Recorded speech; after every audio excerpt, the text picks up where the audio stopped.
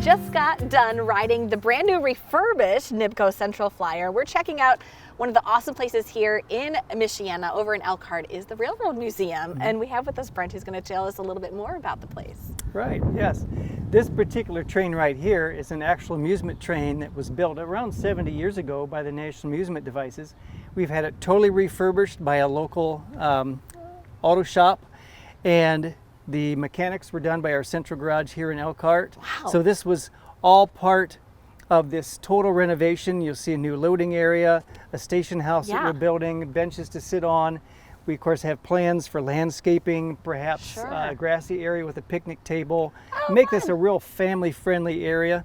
Now, how long have you guys had the Central Flyer here, though? This has been here for quite a few years. Okay. But initially it just started out literally going around in a circle.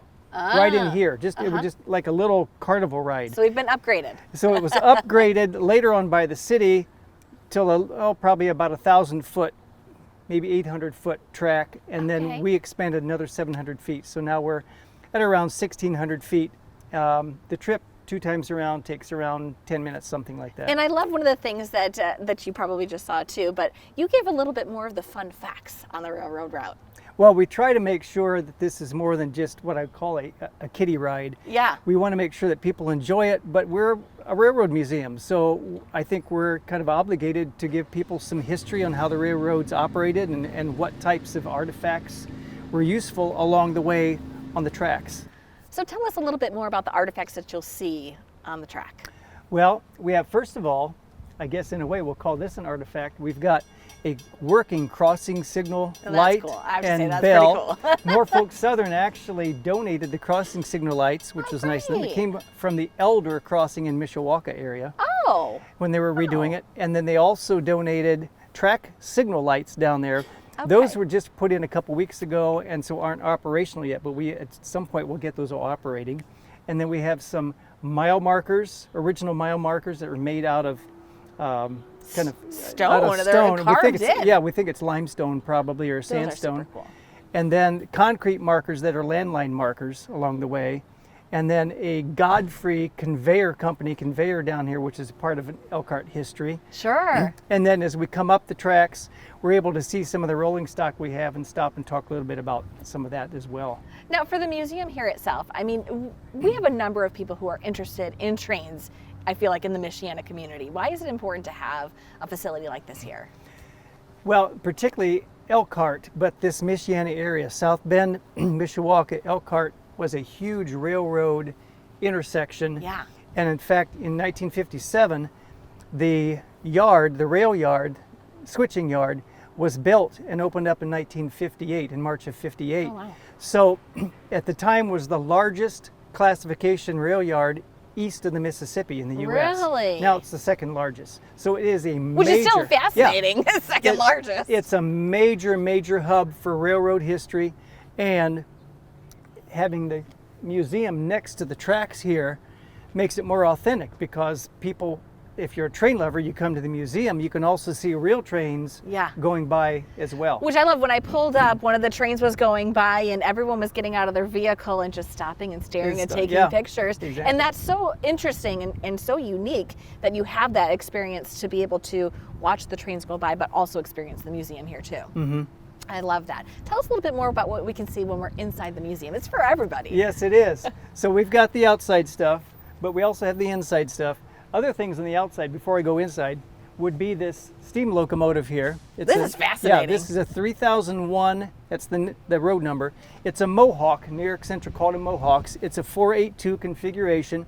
You can still go up into the cab and pretend you're the engineer. Yeah. Okay, I'm going to have to do that. If you can climb the ladder, you can get in the cab. Okay. The E8 diesel, which was built in 1953, you can go in the cab up there, and the horn works. You can pull the cord, pretend you're the engineer. Cool. And we have an old wood caboose out by the street, which is opened up so people can see what a caboose would have looked like on the inside. So very interactive. Exactly.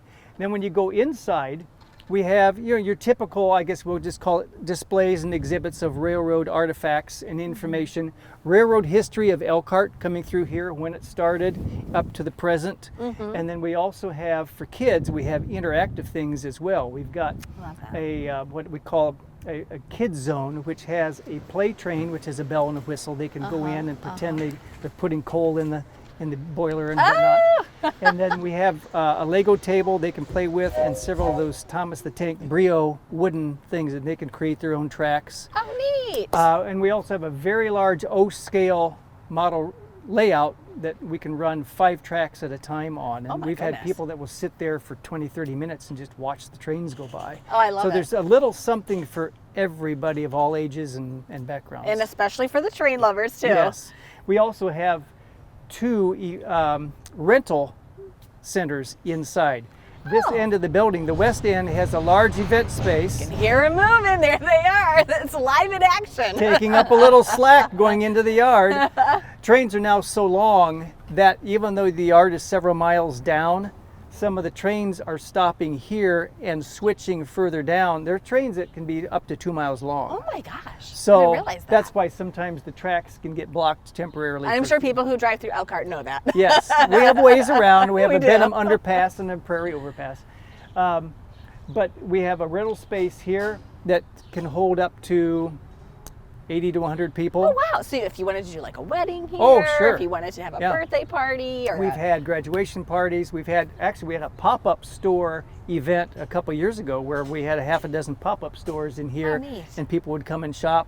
So you have the opportunity to rent the space here too and enjoy some of the ambiance of what a railroad museum is like.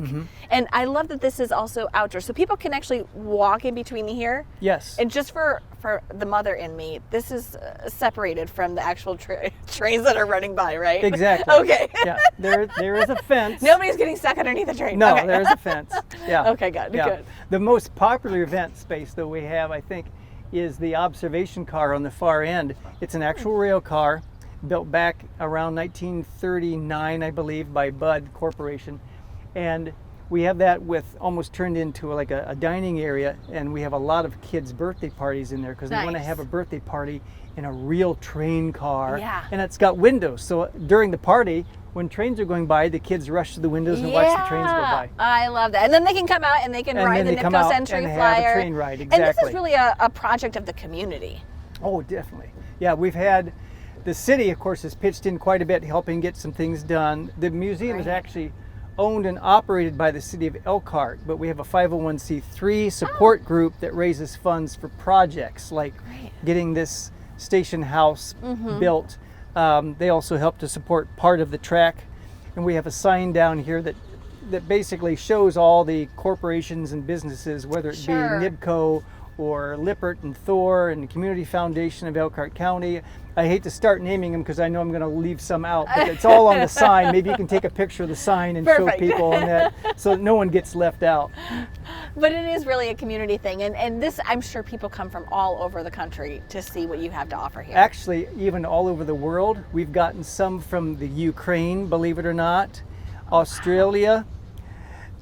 We have what's called virtual rail fan cameras that are both over on the passenger station and mounted near the outside of our gift shop, and that's broadcasted on YouTube 24/7. Really? People can watch trains go by here in Elkhart anytime That's they pretty want cool. to, all around the world, and they also then see the museum.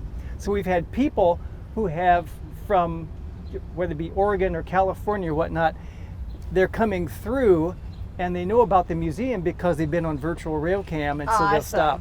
Awesome. Well, how can people get more information about the hours when they can visit, how to get tickets to ride the Century Flyer? Well, they can go, most of that they can get onto our Facebook page. Okay. And National New York Central Railroad Museum Facebook page. It's a black kind of oval logo. Or Okay, actually, that's the on one. Facebook it turns into a circle, but that's us.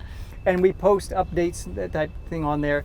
But our hours are 10 to 5, Okay. Wednesday through Saturday. Wednesday to Saturday. Got it. So we're closed Sunday, Monday, and Tuesday, but open Wednesday through Saturday, 10 to 5.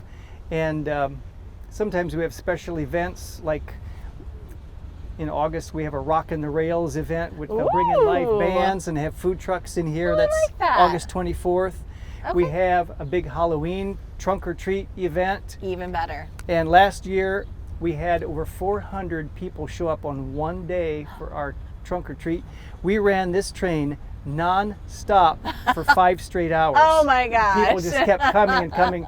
And then Santa Claus usually comes the first Saturday of December. Oh, cool. So are you guys open all year long? Yes. You are. Okay, fantastic. Well, anybody can come out, get more information on their Facebook page, but definitely come check out the Railroad Museum. There's lots to see, and even the trains rolling on by, huh? Yeah. And we even ran this for Santa Claus Day because the weather was in the mid-40s last year. You never know. All right. As long as the weather holds, we'll keep running it. Perfect. Yep. Thank you. Yep.